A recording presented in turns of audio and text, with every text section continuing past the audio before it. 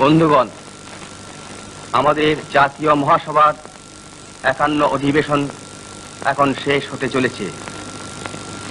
আমার পক্ষে এটা বড়ই আনন্দের বিষয় যে এবারকার কার্যাবলী এমন নির্বিঘ্নে সুসম্পন্ন হয়েছে।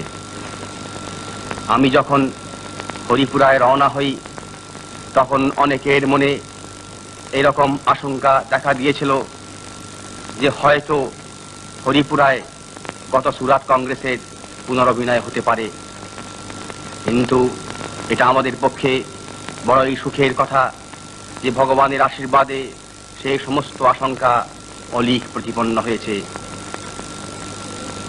বন্ধুগণ, আর একটা কথা ভেবে আমার মনে আজ আনন্দ দেখা দিচ্ছে।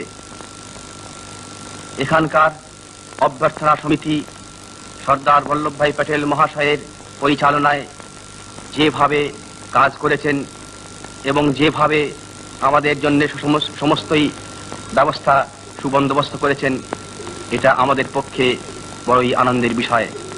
তাই তাদের নিকট আমি আমাদের অন্তরের কৃতজ্ঞতা জানাতে চাই।